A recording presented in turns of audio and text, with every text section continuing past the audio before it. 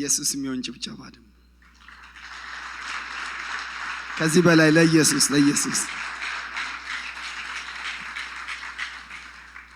እግዚአብሔር ባርካችሁ።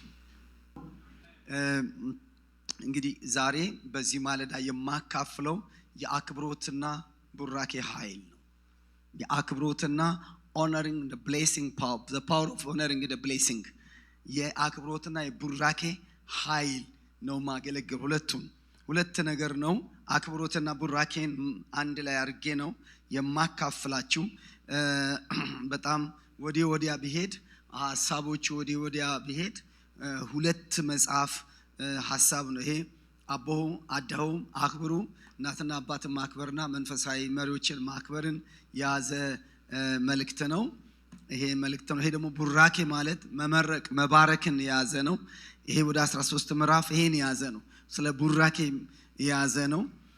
ስለዚህ ሁለቱንም በተቻለ መጠን አያይዤ ነው የምናገረው።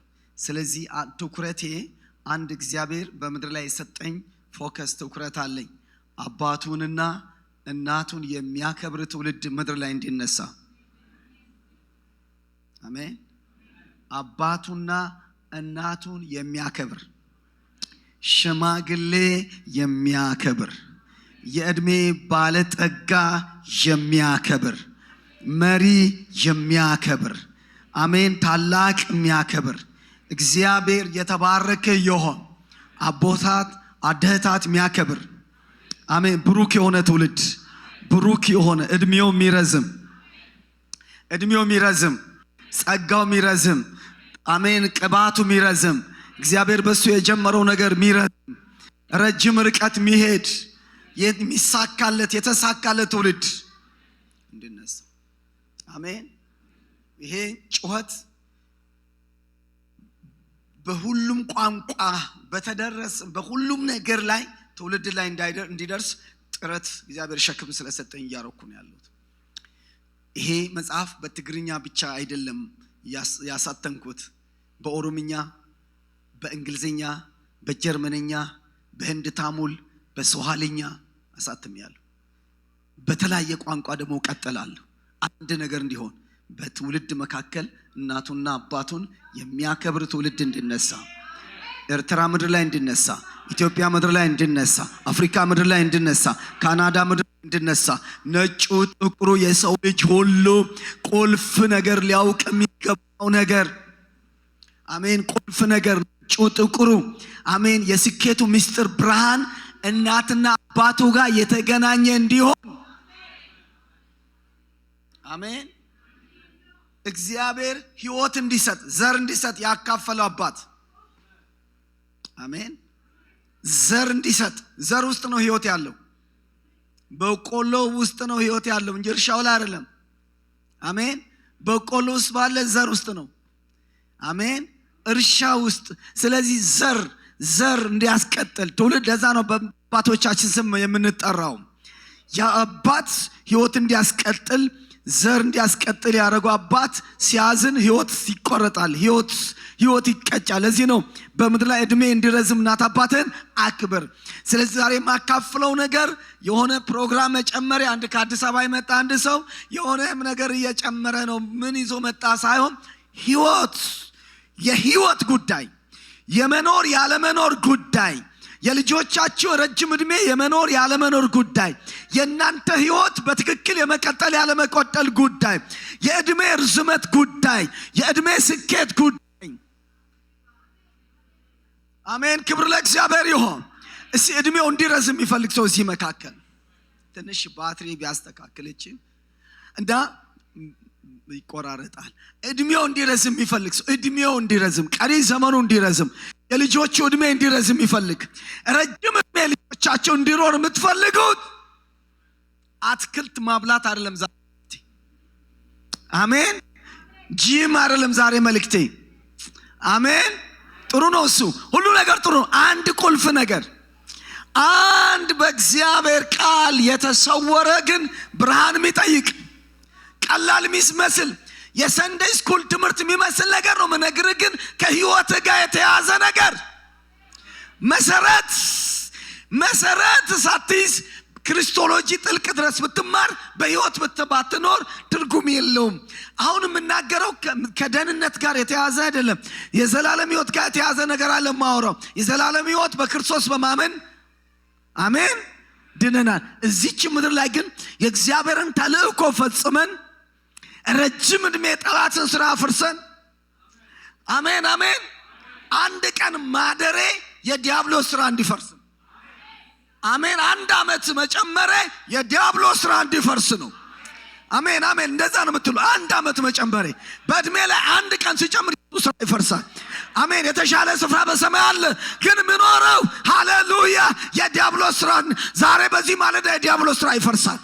እናት አባትና ልጆችን የሚያጣላ የሚያጋጭ እድሜ ያሳጠረ ያለ ብዙዎችን በስራት የሚያኖር ከርስ በህይወት ላይ ያረገ በዚህ በፖሊሲ መከባበር እንዳይኖር የገለባበጠ እናትና አባቱን የማያከብር ትንሽ ነገር ስ911 ደውሎ አባቱን ፈሪ ያረገ አባት ከእናት በላይ ለልጆቹ መንግስት እንዲያስብ ያረገ የተለያየ ነገር ያረገ የጨለማው ስልጣን ዲስኦርደር ያረገው ነገር ዛሬ እግዚአብሔር ይገለብጠዋል። የእግዚአብሔር ሐሳብ ይበልጣል። ከእግዚአብሔር በላይ ለልጆቻችሁ የሚያስብ የለም። ለኔ የሚያስብ የለም። አሜን አሜን። የእግዚአብሔር ፖሊሲ፣ የእግዚአብሔር ህገ መንግስት፣ የእግዚአብሔር ደንብ፣ የእግዚአብሔር መመሪያ፣ የእግዚአብሔር ስርዓት ይበልጣል። እሺ ይበልጣል ምትኑ ይበልጣል። በባልና በሚስት መካከል፣ በልጅና በአባት መካከል፣ በመሪና በመሪት መካከል፣ በሽማግሌና በልጅ መካከል የእግዚአብሔር ፈቃድ፣ የእግዚአብሔር ስርዓት፣ የእግዚአብሔር አደራረግ ይበልጣል። የመከናወናችን ምስጢር፣ የክብራችን ምስጢር፣ የመቆማችን ምስጢር ሃሌሉያ የእግዚአብሔርን ፈቃድና ትእዛዝ ስንፈጽም ነው። ከእግዚአብሔር ትእዛዝ አንዱ በዘመናችን እናትና አባቶቻችን ማክበር ነው። ይህ ትምህርት የሰንደይ ስኩል ትምህርት አይደለም። አንተ መማር ያለብህ እድሜ ልክህን መማር ያለብህ ነው። አሜን። በየሁዱ ማስተማርና መስበክ ከቢገባን መሰረታዊ እውነቶች አንዱን ነው የምነግራችሁ። ክብር ለእግዚአብሔር ይሁን። ሃሌሉያ አሜን። የእግዚአብሔር ቤት የበረከት ቤት ነው። የመነቋቀር ቤት አይደለም። የመገፋፋት ቤት አይደለም። አንዱ ጋር ትከሻ ለትከሻ የሚገፋበት አይደለም። ወንድምህን የምትባርክበት፣ ከኔ ብለጥ የምትልበት። እስቲ አጠገባቸውን አንድ ሰው ባርክ፣ ከኔ ብለጥ በሉት። አሜን ብለጭ በሏት። ሲ ባርኩ፣ ዘመኑን ባርኩ፣ ጤናውን ባርኩ፣ ኑሮውን በሳቅ በሉት። ሲ ባርኩ ኳላላችሁ ሲ እጃችሁን ይዛችሁ ባርኩ። ወንድሜ ከንታመል ባርክ። አሜን ባርክ። ሲ ዘመኑን ኑሮውን ህይወቱን ሳቅ በሉት። ደስ ይበል በሉት። ይመች በሉት። መንገድ ይቃናል በሉት። ኑሮ ይቃናል በሉት። ከፍ በል በሉት። አራ የአባት ቤት የበረከት ቤት ነው። የእርግማን ቤት አይደለም። ቤት የበረከት ቤት ነው። ሃሌሉያ አሜን። ክብር ለእግዚአብሔር ይሁን። እግዚአብሔር ዛሬ በተለየ ነገር ወደ ህይወታችሁ ይመጣል። እግዚአብሔር ዛሬ አይኖቻችሁን ይከፍታል። አንድ ብርሃን ወደ ህይወታችሁ ያመጣል። ከልጅነት ጀምሮ ያለ እንቅፋት ከቤታችሁ ይነሳል። ገመዶች ይበጠሳሉ። ማሰናከያዎች ይሰበራሉ። ወደ ኋላ የጎተተ በተሻለ ምድር ላይ እንዳይሳካል ያረገ ከእናትህ ጋር ከአባትህ ጋር ተያይዞ የመጣ ቀንበሮች ይሰበራሉ። ነፃ መሆን ይሆንልሃል። የእናትህ ሐዘን ይሻራል። የአባትህ ሐዘን ይሻራል። የእግዚአብሔር ምሕረት ወደ ቤት ይገባል። አንተን የወለደች እናት ደስ ይበላት። አንተን የወለደ አባት ደስ ይበል። ደስ ይበለው።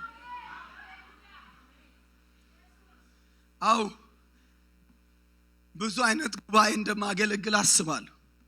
እናት አባቱ በህይወት የሌለ ሰው እዚህ ይኖራል ወይ? እናት በህይወት አባት በህይወት አንዳቸው ወገን በህይወት የሌላቸው ሰዎች ይኖራል። ምናልባት አባቱን ማያውቅ ሰው ሊኖር ይችላል። ምናልባት አባት ጋር አዝኖ አባት ክፉ ነገር ያረገበት ሰው ሊኖር ይችላል። አባት በጣም የበደለው ሰው ሊኖር ይችላል። አባት በድሎ ያሳደገው ሰው ሊኖር ይችላል። አባት ወልዶ ያማሳደግ እድሉን ያልተጠቀመበት ሰው ይኖራል። እናት አባቱ በጥንቃቄ ያሳደገው ሰው ይኖራል። እናት አባቱን ደግሞ ያሳዘነ ሰው ይኖራል። እናት አባቱን እየሰደበ ያደገ ይኖራል። እናት አባቱ እየመረቀችው በጣም አክብረው አቦይ አደይ ብሎ በጥንቃቄ የኖረ ሰው ይኖራል። የተለያየ ሰው ነው ጉባኤ ውስጥ የሚኖረው። ይሄ ቤት ብዙ ሰው ስለሚሰበስብ የተለያየ ሰው ነው የሚኖረው። ስለዚህ እኔ ለእያንዳንዱ ማብራሪያ አኖረኝም። መጽሐፍ ቅዱስ ያለው ነው የምናገረው። አባትና እናትን አክብር። አሜን። ጥብቆ የገዝ የሆነ ነገር ዳይፐር የቀየረልህ ምናምን ያረገልህ ያስተማረ ያለበሰ ተብሎ አልተጻፈም። ጎኑ ላይ ምንም እንዲያረገልህ እንዲያላረገልህ እንዲያረገልህ እንደዚህ ምናምን አይልም። አባትና እናትን አሜን። እንዴት አድገ እንደሆን ምን አድገ እንደሆን እሱ ማብራሪያ የለውም። ስለዚህ እኔ የቃሉ አገልጋይ ስለሆንኩ የተጻፈውን ነው ማስተምረው። አሜን። ከራሳችን ህይወት ጋር ያስታረቅን ማስተካከል ያለብንን ነገር ማስተካከል ይገባናል። ክብር ለእግዚአብሔር ይሁን። ነገር ግን አይመለከተኝም የሚል ሰው የለም። ከእናት ከአባቱ የተወለደ ሰው ሁሉ ይመለከተዋል። ለምን? እናት አባታችሁን አሳዝናችሁ ከሆነ እንኳን እግዚአብሔርን ምህረት የምትጠይቁበት፣ በህይወት ባይኖሩ እንኳን የቃሉን ባለቤት እግዚአብሔርን ይቅርታ የምትጠይቁበት፣ ቃሉ እንደሚለው አላረኩም ብላችሁ የምትሉበት እውነት እዚህ ውስጥ አለ።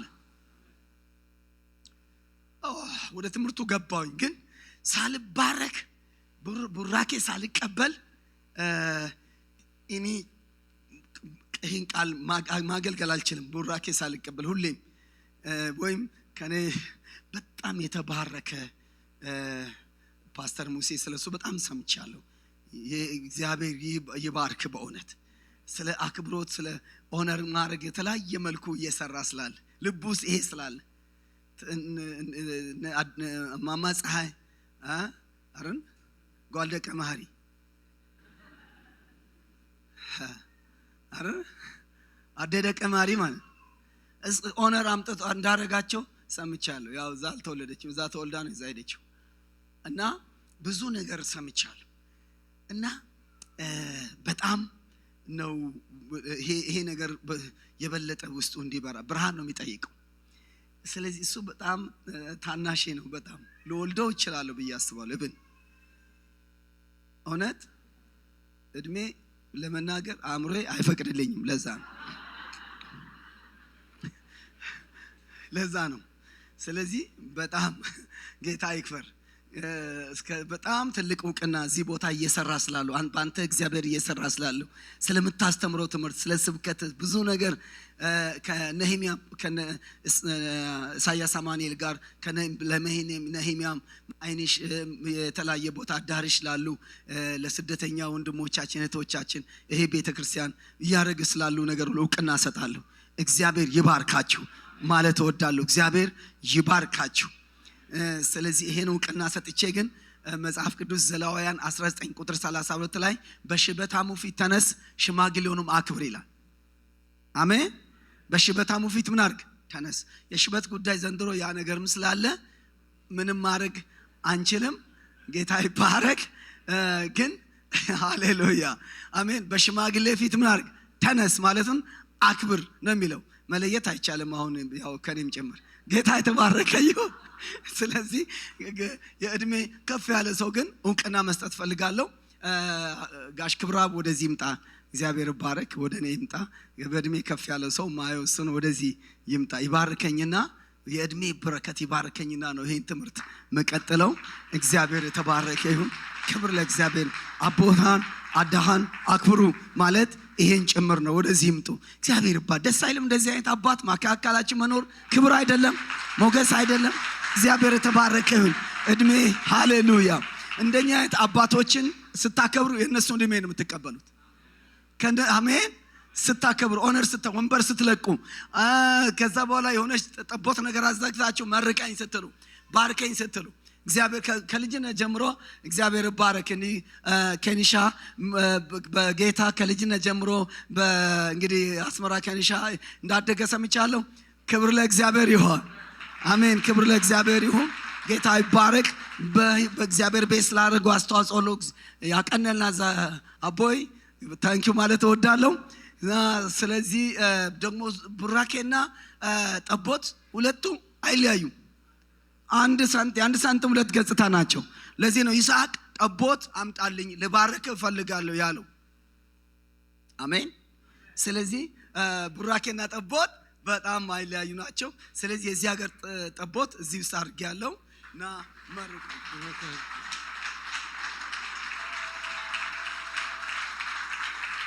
ሃሌሉያ ሃሌሉያ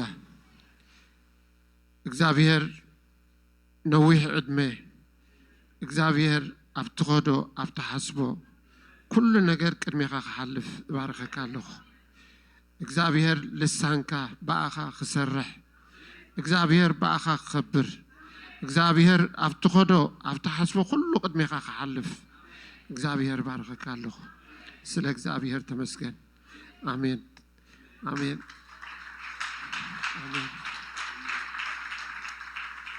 ናይ በሐቂ እዚያ ዓባይ ኣነ ዝከረኒ ኣብቲ ዳዕበ ኩሉ ሃገረ ሰብ ኢና ዓቢና ሕጂ ዓበይቲ ክንርኢ ከለናስ ተሰኪምናሎም ንኸይድ ነርና በሐቂ እዚ ዝብሎ ዘሎሲ እግዚአብሔር ስቃዕ ክንደይ ከም ንባረኸካ እግዚአብሔር ከዓ ጓስየና ኣሎ እቲ ሽዑ ዝገበርናዮሲ በሐቂ እንተዳ ኮይኑ ካብ ክንደይ ሽግር ካብ ክንደይ ኩናት ካብ ክንደይ አውጪኒ አነ እግዚአብሔርና እግዚአብሔር የደመስኩ ነው ካብ ብዙሕ ነገር አውጪኒ ንዓይ ካብ ክንደይ ከራ አውጪና ስለዚህ አምላኽ ባረኽ ክብሪ ቅድሜኻ እዩ እስኻ ሕጂ ትገብሮ ዘራኻ ኢኻ ተዓጽዞም ደቀይ ዘመሕዋተይ አምላኽ ባረኽኩም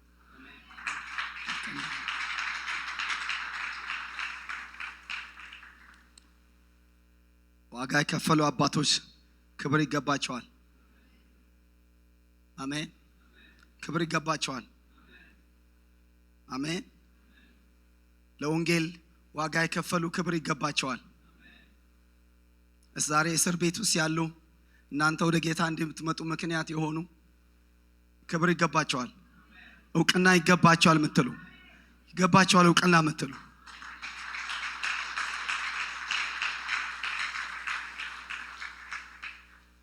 እውቅና ሲባል ያገለገሉን ብቻ አይደለም ያስተማሩን ብቻ አይደለም አልፈን ሄደን እውቅና እንሰጣለን እኔ ኢትዮጵያ ውስጥ ከጻፍኩ መጽሐፍ አንዱ በጣም የተወደደ መጽሐፍ ማስተዋል የሚል መጽሐፍ ነው እዚህ ማምጣት አልቻልኩም አንዱ ሁለት ፍሬ ብለው ነው በዚህ በጣም በተወደደ መጽሐፍ ሰውን እንዲያውጥቶ ከማድረግ በላይ በመጽሐፍ ደረጃ ለትውልድ በሚተላለፍ በተለያየ ቋንቋ የሚተረጎም ብዙ ሺህ ሰው በሚያነበው መጽሐፍ ውስጥ አንዳንድ መጽሐፎች ላይ አንድ ሁለት መንፈሳዊ አባቶችን ዋጋ የከፈሉ አባቶችን ኦነር አረጋቸዋል እውቅና ሰጣቸዋል በመጽሐፍ ደረጃ ላረጉት አስተዋጽኦ በዚህ መጽሐፍ ላይ እውቅና ከሰጧቸው አባቶች መካከል አንዱ ፓስተር ዶክተር ክፍሉ ገብረ መስቀል ናቸው ፓስተር ዶክተር ክፍሉ ገብረ መስቀልን የሚያክሰው አሜን አዎ ብዙዎቻችሁ ምናልባት እኔ አዲስ አበባ ሆኜ ኦነር አድርጌያቸዋለሁ የሰሩትን ስራ አንዳንዶቻችሁ ምናልባት ላታውቁ ትችላላችሁ በሁለተኛ ደረጃ በዚህ መጽሐፍ የአክብሮት እውቅና የምሰጠው በኤርትራ የክርስቶስ ቤተክርስቲያን ለረጅም ዓመታት በአመራርነት በአስተማሪነት በእረኝነት በስነ ጽሁፍ አገልግሎት ጌታ በጸጋው ከተጠቀመባቸው አባቶች አንዱ የሆነውና ላለፉት 21 ዓመታት በእምነቱ ምክንያት በእስር ላይ ላሉት ፓስተር ዶክተር ክፍሉ ገብረ መስቀል እንድትሆን በታላቅ አክብሮት አቀርባለሁ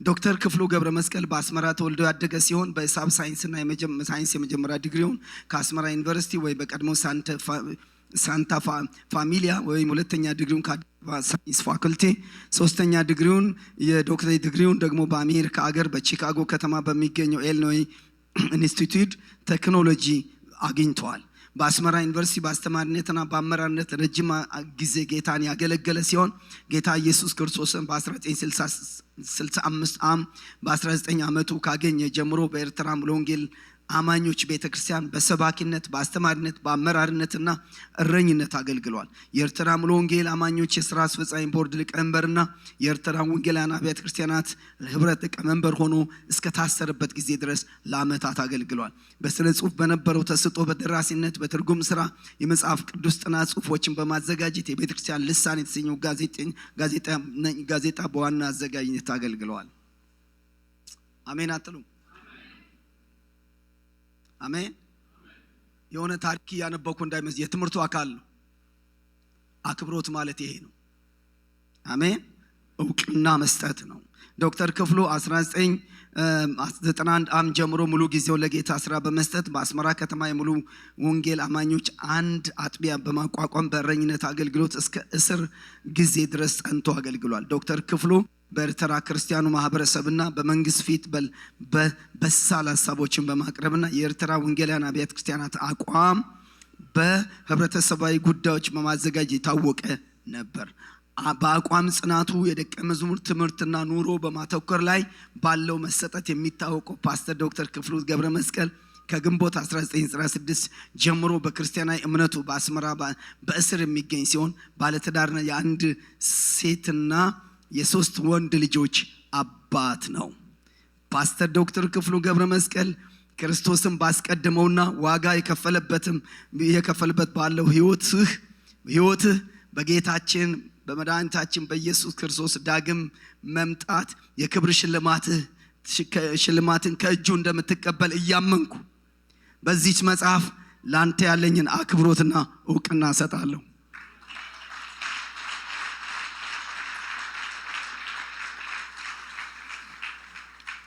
ዛሬ ወግ ያየኸው ትላንትና አባቶች በከፈሉት ዛሬ ደምቀሽ የምትታዩ ለሻማ የቀለጡ የወንጌል አርበኞች ኮንቴነር ድረስ እስከታሰር ድረስ ኢየሱስን አልክድም ብሎ ዋጋ የከፈሉ አባቶች ስላሉ ነው። አይረሱም። ቆመን ክብር እንሰጣለን። ቆመን ጌታን ስለነሱ እናመሰግናለን።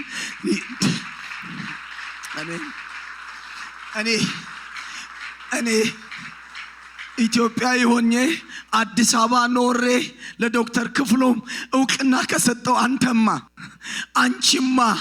አንተማ ስንት አባቶች አሜን እዚህ መካከል እንኳን ዋጋ የከፈሉት ክብር ይገባቸዋል፣ እውቅና ይገባቸዋል፣ ክብር ይገባቸዋል። ዋጋ የከፈሉ ሰዎች አይናቁም፣ አይረሱም፣ መረማመጃ አይሆንም። ክብር ይገባቸዋል። ይህን መጽሐፍ ሳስመርቅ የዶክተር ክፍሉ ልጅ ምርቃቱ ቀን ላይ ነበረች። አባቷ እንደዚህ ታሪካቸው ሲነበብ የነበራትን ደስታ አውቀዋለሁ። ወንድሜ ታላላቆችን አክብር፣ አባቶችን አክብር። ካንተ የቀደሙ ሰዎች አሉ፣ ላንተ መነሳት ምክንያት አሉ። ዛሬ ስትዘምሪ ካንቺ በፊት የዘመሩ አሉ። ዛሬ ስትሰብክ ካንተ በፊት የሰበኩ አሉ። ዛሬ ስታገለግል ካንተ በፊት የቀደሙ አሉ። ዛሬ ስትኖር ስትደምቅ ዋጋ የከፈሉ አሉ፣ መንገድ ያሳዩ አሉ፣ አንድ እርምጃ ወደፊት ይሄዱ አሉ። ክብር ይገባቸዋል። ምስጋና ይገባቸዋል። እውቅና ይገባቸዋል። እግዚአብሔር የተባረከ ይሁን። አሜን። ክብር ለእግዚአብሔር ይሁን። ቁጭ በሉ።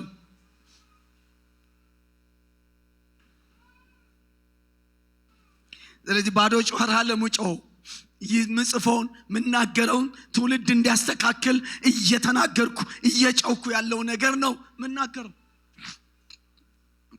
ስለዚህ አባቶች እያዘኑ አባቶች እውቅና ሳይሰጣቸው እናቶች እውቅና ሳይሰጣቸው ለከፈሉት ዋጋ እውቅና ሳይሰጣቸው ዘመናቸው እንዲሁ ማለፍ የለባቸው። አው ሽልማት ከእግዚአብሔር ነው። አው ክብር ከእግዚአብሔር ነው። ግን የሰው ልጅ አክብሮት የምናገረው ነገር ማክበር የሚባለው ነገር እናትና አባትን አክብር፣ ሽማግሌ አክብር፣ ቤተክርስቲያን መሪዎችን አክብር፣ የእድሜ ባለጸጋን አክብር መጽሐፍ ቅዱስ ብሎ ሲናገር ማክበር የሚባለው ነገር መንበርከክ አይደለም፣ መሽቆጥቆጥ አይደለም፣ ማመስገን ነው። እውቅና መስጠት ነው። ውለታን አለመርሳት ነው። ትላንትናን አለመዘንጋት ነው። ቀደም ተከተልን ማወቅ ነው። አሜን። ቀደም ተከተልን ማወቅ ነው። ካንተ የተነሳ ነው ይሆን ከኔ የቀደሙኝ ሰዎች አሉ ማለት ነው። ዛሬ እነኚህ ወጣት ባሪያዎችን እግዚአብሔር ቀብቶ ሲያስነሳ ከነሱ በፊት የቀደመ አለ። እኔ እዚህ ቆሜ ሳገለግል ከኔ የቀደሙ ሰዎች አሉ፣ ከኛ የቀደሙ ሰዎች አሉ። እግዚአብሔር የተባረከ ይሁን። መንገድ ያሳዩን ሰዎች አሉ።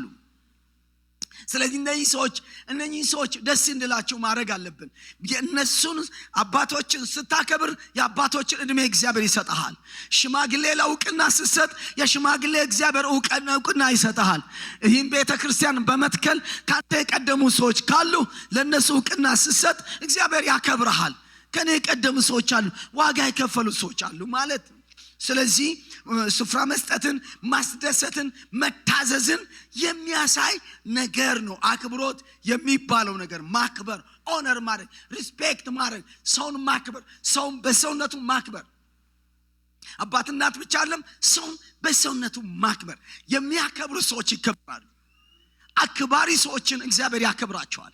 በማክበር የሚሄዱ ሰውን ሁሉ የሚያከብሩ፣ ነጭ ጥቁር ሳይለዩ፣ የሀገሬ ልጅ ሳይሉ፣ ምንም ሰው የሚያከብሩ የማክበር ማንነት ያላቸው።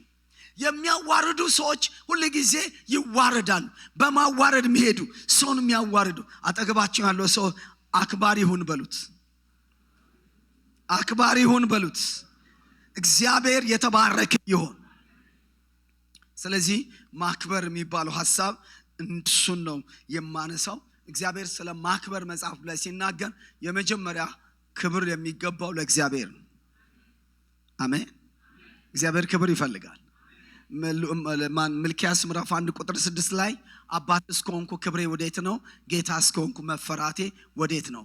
ባሪያ ጌታውን ይፈራል፣ አባት ልጁን ያከብራል። እግዚአብሔር ክብር የሚፈልግ አምላክ ነው። በህይወታችን መካከል ስግደት የሚገባው ለእግዚአብሔር ነው። አሜን። ለእግዚአብሔር የሚሆን ክብር ለእግዚአብሔር ነው። አሁን የሚናገረው አክብሮት ለእግዚአብሔር የሚሆነው ለሰው እንዲሰጥ አይደለም። ለእግዚአብሔር የሚሆነው ስግደት ለሰው አይሰጥም። ለእግዚአብሔር የሚሆነው ምስጋና ለሰው አይሰጥም። ለእግዚአብሔር የሚሰጠው ዕውቅና ለሰው አይሰጥም። የእግዚአብሔር ለእግዚአብሔር። አሜን። በኑሯችሁ ለእግዚአብሔር እስቲ በነገር ሁሉ ላዳነን ለጠራን፣ አሜን፣ ጨለማችንን በብርሃን ለተካ፣ ሞታችንን በሕይወት የቀየረ፣ ውርደታችንን በክብር የቀየረ፣ ከአፈር ላይ ያነሳን፣ የዘላለም ሕይወት የሰጠን፣ ወግ ያሳየን የአባቶቻችን የአብርሃም የይስሐቅ ያዕቆብ አምላክ በሕይወታችን ላይ ይክበር። በንግግራችን ላይ ይክበር። በአገልግሎታችን ላይ ይክበር። በነገር ሁሉ እስቲ እግዚአብሔር ይክበር የምትሉ ሰዎች ለእግዚአብሔር በእልልታና በጭብጨባ ክብር አምጡለት። ያ እግዚአብሔር በፈቃዱ ደግሞ እንድናከብር ደግሞ እግዚአብሔር ያዘዛቸዋል። አንዱ እናትና አባትን እንድናከብር አዞናል። ዘጸአት ምዕራፍ 20 ቁጥር 12 ላይ ሁላችሁ የምታውቁት ዘጸአት 20 ምዕራፍ ቁጥር 12 ላይ አባትህንና እናትህን አክብር እግዚአብሔር በሚሰጥ ምድር ላይ እድሜ እንዲረዝም። ሌላው ኤፌሶን ምዕራፍ 6 ቁጥር 2 ላይ እንዲከናወንልና እድሜ እንዲረዝም እናትና አባትን አክብር፣ ይህች የተስፋ ቃል ያላት ፊተኛይቱ ትእዛዝ ናት ይላል።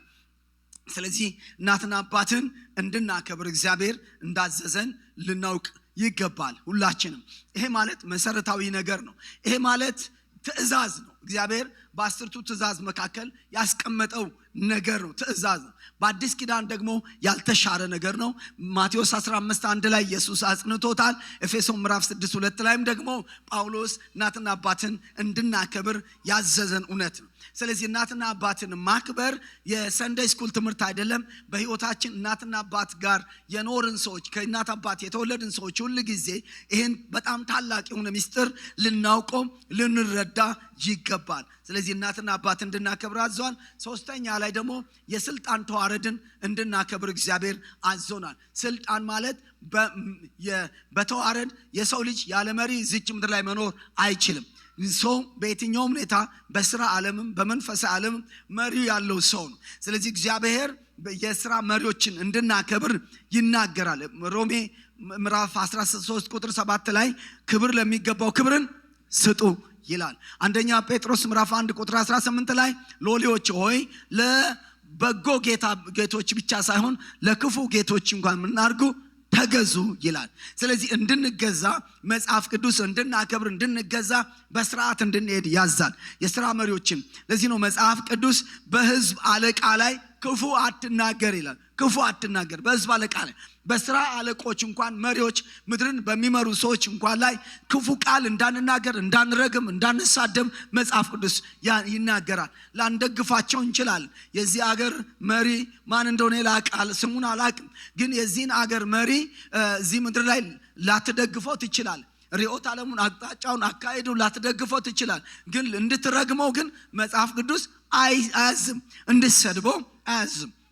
ስለዚህ የሥራ መሪዎችን እንድናከብራቸው ያዛል። መንፈሳዊ መሪዎችን መጽሐፍ ቅዱስ እንድናከብር ያዛል። መንፈሳዊ መሪዎች ቤተክርስቲያን የሚመሩ የእግዚአብሔርን ተልእኮ የተቀበሉ የእግዚአብሔርን መንግስት ስልጣን ተቀብሎ ቤተክርስቲያን በየትኛውም የአመራር አቅጣጫ በየትኛውም የአመራር ሁኔታ ፓስተር ያልበሉት ሽማግሌ ያልበሉት የተለያየ አቅጣጫ የሚመሩ ቤተ እምነት የሚመሩ እግዚአብሔርን ስራ እግዚአብሔርን ወክሎ የሚመሩ ሰዎች እንድናከብራቸው መጽሐፍ ቅዱስ ያዛል። አንደኛ ጢሞቴዎስ ምዕራፍ 5 ቁጥር 17 ላይ መጽሐፍ ቅዱስ እንደዚህ ይላል፣ በመልካም የሚያስተዳድሩ ይልቁንስ በመስበክና በማስተማር የሚደክሙ ሽማግሌዎች እጥፍ ክብር ይገባቸዋል ይላል። በመልካም የሚያስተዳድሩ ምን ማለት ነው?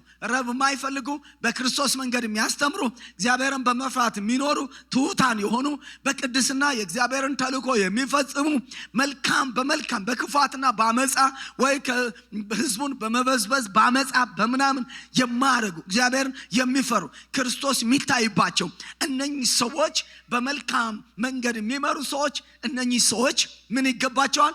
ክብር ብቻ ሳይሆን ደብል ኦነሪንግ እጥፍ ክብር ይገባቸዋል ብሎ መጽሐፍ ቅዱስ ይናገራል። በእርግጥ መጽሐፍ ቅዱስ ሐዋርያ ሥራ ምዕራፍ 20 ቁጥር 20 ከሄድኩ በኋላ ጨካኞች፣ ተኩላዎች፣ አውሬዎች እንደሚመጡ አውቃለዋል። እና አውሬዎች፣ ጨካኞች ምን ማለት ነው? ቆዳውን ገፎ ስጋውን በልቶ አጥንት ሳይቀር የሚቆረጥሙ ፈጽሞ ሰውን በሰውነቱ ከተልእኮ አንጻር ማያስቡ ጨካኞች እንደሚመጡ አውቃለሁ። እነኚህ አይነት ሰዎችን መለየት ይጠይቃል። ምድር ላይ ምን አይነት መሪዎች እረኞች እንደሚሆኑ መለየት ይጠይቃል። ሁሉንም በጅምላ ተቀብቻለሁ ብሎ ስላስፈራራ የምታከብረው አይደለም። መጽሐፍ ቅዱሳዊ እውነት ነው። ህይወት በክርስቶስ መልክ የሚመሩ እግዚአብሔር የተባረከ ይሁን። ስለዚህ አክብሮት ስናስብ እየተናገርኩ ያለው አክብሮት መጽሐፍ ቅዱሳዊ የሆነ በክርስቶስ መንገድ ያለ እነ ጳውሎስ እንደሄዱበት አንደኛ ቆሮንቶስ ምዕራፍ 4 ቁጥር 15 ላይ ጳውሎስ ብዙ አባቶች አሏችሁ፣ ግን ብዙ ሞግዚቶች አሏችሁ፣ ብዙ አባቶች የሏችሁ። እኔ በክርስቶስ ወልጄአለሁ። ከእኛ ጋር ብትነግሱ አይሻልም? ከእኛ ጋር ብትበለጽጉ አይሻልም?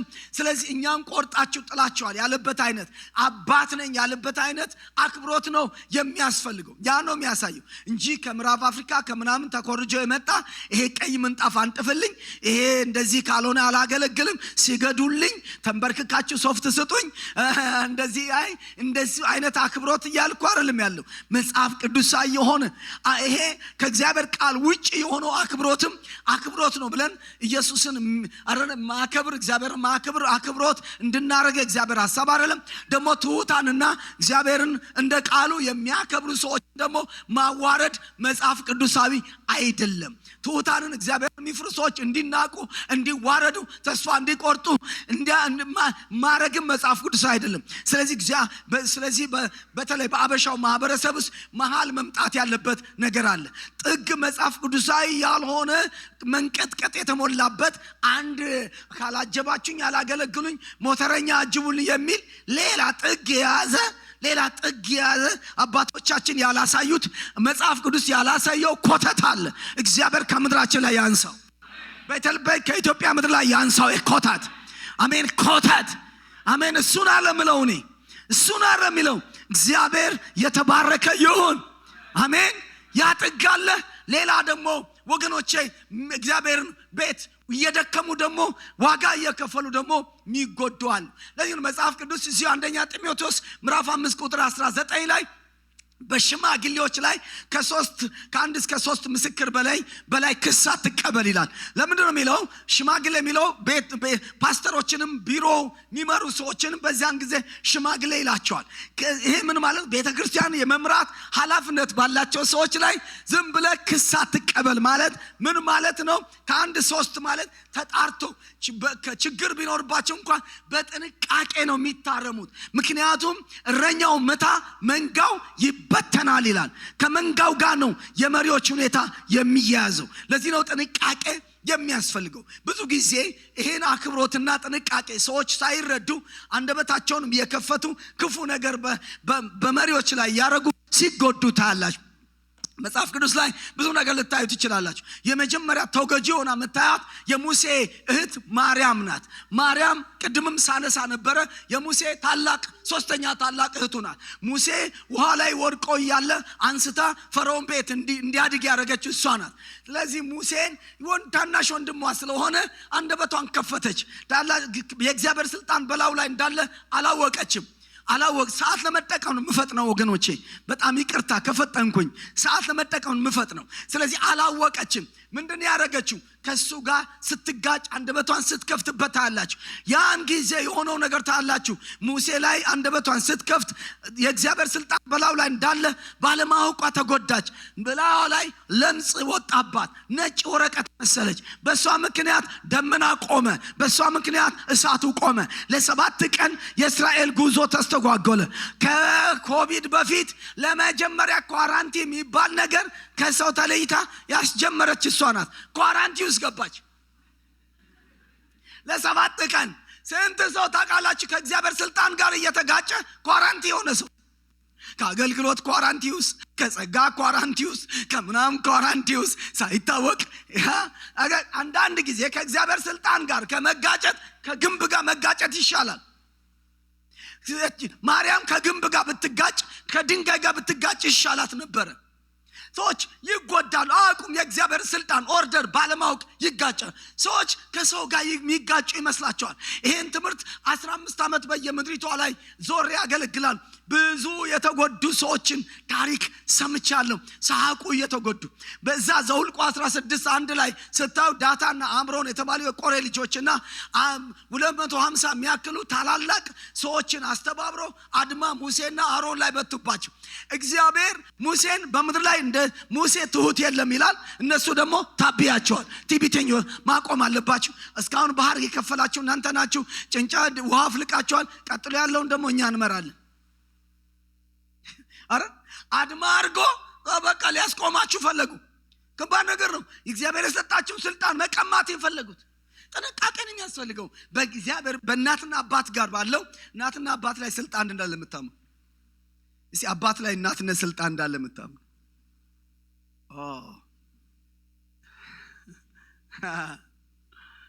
አባትነት ስልጣን ነው። እናትነት ስልጣን ነው። እስቲ ልጆች ያላችሁ እጃችሁን አሳይ። የእናትነት ስልጣን በላያቸው ላይ እንዳለ የምታምኑ፣ የአባትነት ስልጣን እንዳለ የምታምኑት። ኧረ ክብር ለእግዚአብሔር ይሁን። መውለድ ብቻ አይደለም፣ እግዚአብሔር የሰጠን ስልጣን አለ። ስልጣን አለ። እግዚአብሔር የሰጣው ልጆቻችሁ ከእናንተ ጋር ሲጋጩ ፐርሰናል አይደለም፣ እግዚአብሔር ከሰጣችሁ ስልጣን ጋር ነው የሚጋጩት። እግዚአብሔር አክብሩ ብሎ የሰጣችሁ ስልጣን ጋር የሚጋጩት። በቤተ ክርስቲያኑ ሰዎች እንደዚህ ነው የሚጋጩት። ዳታና አብሮን መሬት ተከፍታ ሲወጣቸው እናያለን። አልፈን ሄደን ደግሞ አቤሴሎም የሚባል ሰው 2ኛ ሳሙኤል ምዕራፍ 15 ላይ የዳዊት ልጅ ከአባቱ ጋር ሲጋጭ እናያለን። 2 ፖዚሽን አለው ዳዊት በሱ ህይወት ላይ። አንደኛ ንጉስ ነው፣ 2ኛ አባት ነው። ስለዚህ ሄደና ግንብ ጋር እጅ እየሳመ ልብ እየሰረቀ እኔ ብመራ ይሻላል፣ እኔ ብፈርድላችሁ ይሻላል እያለ አባቱን ዲስኦነር የሚያደርግ ዲግሬድ የሚያደርግ አባቱን የሚያዋርድ ነገር ተጠግቶ ይናገር ነበር፣ ያረግ ነበር። ከባድ ነው አባቱን። ስለዚህ ከንግስና ጋርና ከአባትነት ስልጣን ጋር የተጋጨው የተፈጠረው ነገር ታውቃላችሁ። አባቱን አዋረደው። አባቱ ባዶ እግሩን ደብረዘይት ተራራ ሳሚ የሚባል ሰው አቧራ ያራገፈበት ተዋርዶ ዳዊት ወጣ። አባቱን አዋረደው፣ አባቱን አሳዘነው፣ አባቱን አስለቀሰው። የገዛ አባቱንና እግዚአብሔር የአባት ሐዘን ከመሆን ያድናችሁ። እስቲ አሜን። ያድናችሁ እግዚአብሔር። አሜን። የመሪዎች ሐዘን ከመሆን የአባቶች የመንፈሳዊ አባቶች ሐዘን ከመሆን ያድነኝ። እስቲ ያድነኝ የምትሉ ቀሪ ዘመናችሁ እጆቻችሁን አንሱ። ያድናችሁ እግዚአብሔር። የደስታ ምክንያት ያርጋችሁ፣ የሳቅ ምክንያት ያርጋችሁ። አሜን። የአባታችሁ የሐዘን ምክንያት አትሁኑ። ልጆቻችሁ የእናንተ ሐዘን ምክንያት አይሁኑ። አሜን፣ አይሁኑ። የሐዘን ምክንያት ሆነ። ምንም አላረገውም አባቱ። ታያላችሁ በኋላ አባቱ ላይ ጦርነት ሲከፍት ቆንጥር ማን ነው እሾ ጸጉሩን ያዘው፣ በቅሎ ሄደ። በሰማይና አቤሴሎም በሰማይና በምድር መካከል ተንጠልጥሎ ነበር። ተንጠልጥሎ ቀረ፣ ተንጠለጠለ። ወይ ከሰማይ አልሆነ ወይ ከምድር አልሆነ። አንዳንድ ሰው ወይ ከምድር አይሆን ወይ ከሰማይ አይሆን ወይ ከምንም ተንጠልጥሎ ነው የሚቀረው። ተንጠልጥሎ ከአባቱ ጋር ይጋጫል፣ ከእናቱ ጋር ይጋጫል፣ ከሰው ጋር ይጫዳል፣ ከእግዚአብሔር ስልጣን ጋር ይጋጫል፣ ከእግዚአብሔር ኦርደር ጋር ይጋጫል። ከዛ በኋላ የተንጠለጠለ ህይወት ነው የሚኖረው። ግን የገባቸው አክባሪ ሰዎች፣ የእግዚአብሔር ኦርደር የሚያከብሩ ሰዎች በዘመናቸው የተባረኩ ናቸው። እጆቻችሁን አንሱ። ዛሬ ይሄ ብርሃን ይብራላችሁ። ዛሬ መገለጥ ይብራላችሁ። እግዚአብሔር በህይወታችሁ ያብራላችሁ። በህይወታችሁ ተጎርታችሁ እንኳን ያለ ቢሆን ማስተካከል ይሁንላችሁ። በንስሐ መመለስ ይሁንላችሁ። ስዊዘርላንድ በርን ኮንፈረንስ ነበረኝ በአንድ ወቅት። ይሄን አቦሆም አደኩም አክብሩ የሚለው መጽሐፉ መጨረሻ ላይ መመሪያ አለው እና ሲጨርስ ይቅርታ መጠየቅ አለበት፣ ስጦታ መስጠት አለበት፣ ቡራኬ መቀበል አለበት። እና የአንድ ያስመራ ልጅ በኋላ ደወለልኝ። ከወር በኋላ መጽሐፍ ማንበብ የገጠመው እና ልክ አንብቤ እንደጨረስኩ አለ ወደ ኢትዮጵያ ደወለልኝና መጽሐፉ በሚያዘው መሰረት አለ አስመራ ደወልኩ። እናቴን ይቅርታ ጠየቅኳት፣ አባቴን ይቅርታ ጠየቅኩ። ለነሱ ደግሞ ገንዘብ ላኩ፣ የይቅርታና ደግሞ ጠቦት አሜን የምርቃት ገንዘብ ላኩላቸው። አቦይ አደይ መረቁኝ አለ። ሱዳን ጌታን ሳገኝ ያገለገሉኝ 2 ፓስተሮች ነበሩ አለ። አንዱ አውስትራሊያ አንዱ ካናዳ ነው አለ። ደወልኩላቸው። ያሳዘንኳቸው ነገር ካለ ብዬ ይቅርታ ጠይቋል። ለሁለቱም ስጦታ ላኩላቸው አለ። ፓስተር አባትና እናት መረቁኝ፣ ፓስተሮቹ መረቁኝ። ልክ የነሱ ምርቃት እንዳለቀ መንፈስ ቅዱስ በላይ ላይ ወረደ አለ። 15 ቀን ከቤት መውጣት እስከሚያቅተኝ ድረስ የእግዚአብሔር ኃይል በላይ ላይ ወደቃል። አንድ ሰው ዛሬ ይቀባል። አንድ ሰው ላይ ዛሬ እግዚአብሔር ኃይል ያልፋል። ከእናቱ ጋር ከአባቱ ጋር እያስተካከለ ወደፊት የሚሄድ ወደፊት የሚሄድ አንድ ነገር ሚሳካለት ሚቃናለት፣ ትዳር ሚቃናለት፣ ኑሮ ሚቃናለት፣ ህይወት ሚቃናለት ትውልድ ይታየኛል። አሜን። ብርሃን የሚበራለት የአክብሮት ብርሃን፣ የቡራኬ ብርሃን፣ የመመረቅ ብርሃን፣ አዴ መርቅ የሚል አቦይ መርቅ የሚል አሜን። ክብር ለእግዚአብሔር ይሁን። መርቅ የሚል ቡራኬ የሚጠማ አክብሮት የሚጠማ ማዋረድ ማይጠማ ማሳዘን ማይጠማ ሆን ብሎ ማዋረድ ሆን ብሎ የሚያከብር አሜን። ሆን ብሎ ዴሊብሬትሊ የሚያከብር አሜን። ክብር ለእግዚአብሔር ይሁን። አንድ ትውልድ ይነሳ፣ አንድ ትውልድ ይታየኛል። አክባሪ ትውልድ አሜን። ቀና የሚል ትውልድ፣ አክብሮ ቀና ትውልድ። ቡራኬ ደርስበታለሁ ግን ውስጤ የመጣውን እና ይሄ ልጅ እንዳደረገው ቡራኬ አክብሮትና ቡራኬ ጠቦት ደስ ማሰኘት የነፍስ በረከት የሚመጣው ደስ ስናሰኛቸው አሜን። ክብር ለእግዚአብሔር ይሁን። እና አንዴ ፕሪቶሪያ ኤርትራን ቸርች ፓስተር ዴቭ ይባላል እዛ መሪው እንደዚህ አይነት ፕሮግራም ተዘጋጅቶ አስተማርኩ። እናትና አባት ማክበር፣ ለእናት አባት ስጦታ እንደሚሰጥ ስጦታ ተሰጥቶ ምርቃት ቀደም ለጋሽ ክብሮም እንዳረኩ እንደሚደረግ። ስለዚህ ዝም ብላችሁ ባዶ እጃችን እናታችሁ ጋር ታዩ ስጦታ ሰጣችሁ። ስጦታው ብር ሊሆን ይችላል፣ ስጦታው ነጠላ ሊሆን ይችላል አሜን። ስጦታው የሆነች ነገር ሊሆን ይችላል፣ ስጦታው ምንም ሊሆን ይችላል። ደስ የሚላቸው ነገር መስጠት። ያ ደግሞ ምን ያደርጋል? ያነሳሳ፣ አትሞስፈሩን ያመቻቻል፣ የነፍስ በረከትን ያነቃቃል፣ በደስታ እንዲባርኩ ያደርጋል። ክብር ለእግዚአብሔር ይሁን ብዬ አስተማርኩና ከዛ በኋላ ሌላ ቦታ ኮንፈረንስ ነበረኝ። እዛ ኮንፈረንስ ላይ የመጣች የአስመራ እህት ምን አለች?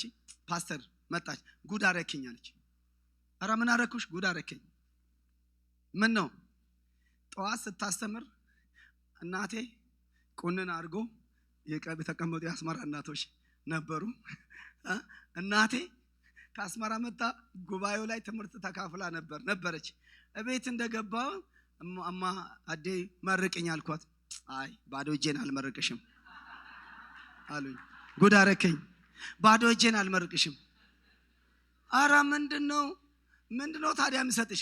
የምፈልገው ልቤ ውስጥ ያለው ጀርመን ያለችው ልጄ ስለናፈቀችኝ ወደ እሷ መሄድ እፈልጋለሁ።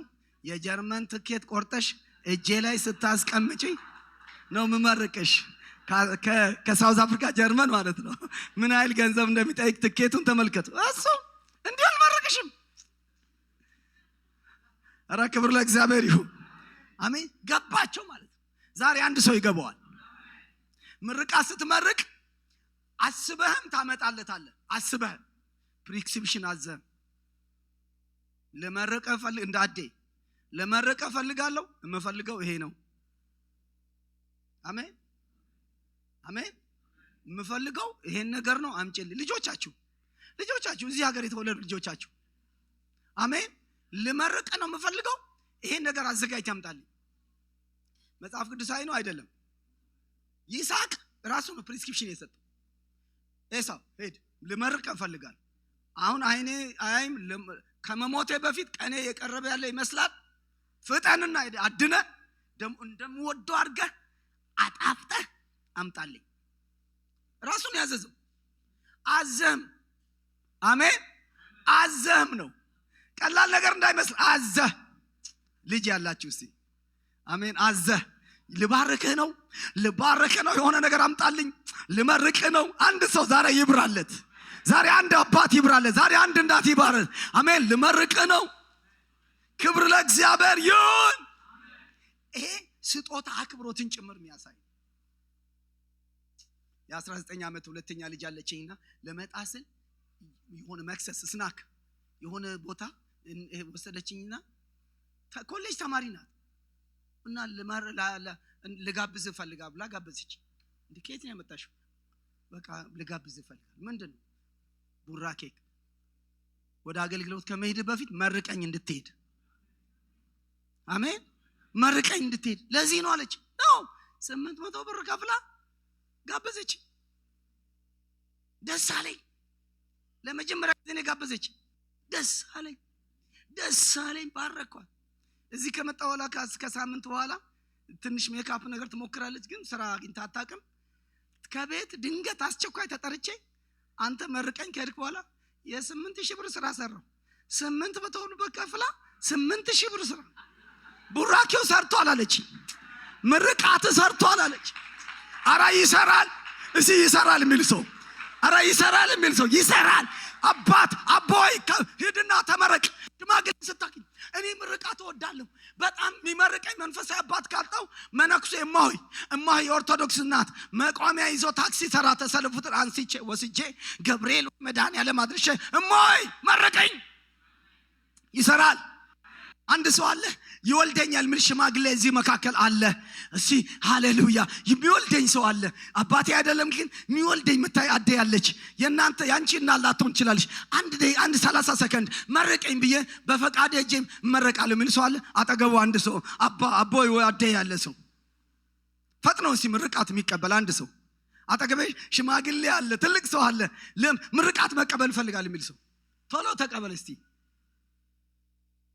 ወይኔ አንድ ሰው ብቻ ቶሎ ፈጣንና የሚወልድ ሰው መርቀኝ በል። አንድ ደቂቃ 30 ሰከንድ። አንተ እንደዛ ነው መሻማት ነው። አው እንደዛ ነው። ሽማግሌ ካለ እድለኛ ነህ። አጠገብ ሽማግሌ ከተቀመጠ እድለኛ ነህ። አሜን። ቤት ሽማግሌ ከመጣ እድለኛ ነህ። የእድሜ ባለጠጋ ከመጣ እድለኛ ነህ። ሃሌሉያ። ክብር ለእግዚአብሔር ይሁን። አሜን። እግዚአብሔር የተባረከ ይሁን። ስለዚህ ልጆቻችሁ አያላን መጡ አሳጥረው እያሉኝ ነው። ጌታ ይባረክ። ክብር ለእግዚአብሔር ይሁን። እግዚአብሔር የተባረከ ይሁን። እግዚአብሔር ይመስገን። ያው ቦታ ያገኙበት ወንበር ካለ ለጊዜው የተቀመጡ ይቆዩ። ፈጠን ብዬ ላጠቃልል። አባትና እናትን ማክበር ስል አባትና እናት ደግነቱ ሊሰሙኝ ስለሚችሉ ጥሩ ነው። አባት ማን ነው? በስጋ የወለደን አባት፣ ያሳደገን አባት። አሜን። የጎሳ አባት፣ የቤተ እምነት አባት፣ የቤተ ክርስቲያን አባት፣ በእድሜ ያለ አባት አባትነት ነው። አባትነት ፊተኝነት ነው። አባትነት መቅደም ነው። ስለ መቅደም ነው። ስለዚህ ሁለት ነገሮች ማክበርም ቢሆን ማዋረድም ውጤት አለው። አባቶችን ጥሩ ነው። ወደዚህ ልጆች ይምጡ። ጌታ ይረዳቸዋል። በልሳንም አድርጎ ቢሆን ያሰማቸዋል። ጠጋ ይበሉ። ማን ያውቃል? እግዚአብሔር የተባረከ ይሁን። ስለዚህ የአባቶችም ሐዘን አባቶች እናቶችም አባቶች ሲያዝኑም ውጤት አለው። ሲያዝኑ ውጤት አለው። ይምጡ፣ ወደዚህ ይግቡ። በገቡበት እዚህ መድረክ አካባቢ የሚሆኑ እዚህ ከፊት መጥተው እናት አባቶቻቸው ጋር ቁጭ ይበሉ። እግዚአብሔር ይባረክ። ምክንያቱም ወላጆች ልጆቻቸው እንዲባረኩ ፕሮግራሙ አካል ስለሆነ ነው። እግዚአብሔር ይባረክ።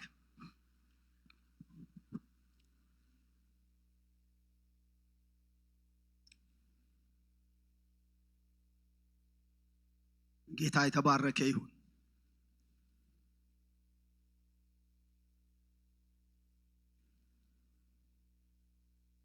ልጆቻችሁንም አጠጋግታችሁ ያዙ። ጎሽ ያዙ ልጆቻችሁን። በዛው ስለምትባረኩ እግዚአብሔር ይባረክ። የቀረውን መልእክት ልጆቻችሁን ሲያጠገባችሁ ተጠጋግታችሁ መያዝ መች። ትንንሾች ከሆኑ ያዙ፣ ትልልቆች ይቆሙ። ትንንሾችን ያዙ። እግዚአብሔር ይባረክ። ትልልቆች ከሆኑ ይቆሙ። እግዚአብሔር ትንንሾችን ግን ያዙ። አው ከቦታው አንፃር እንደማይመች አውቃለሁ። ፓስተርም ቀድሞ ነግሮኛል። ግን መንፈስ ቅዱስ ይረዳናል። አሜን። እስቲ ደስተኛ የሆነ ሰው እግዚአብሔር እየተናገረው ያለው ሰው አሜን።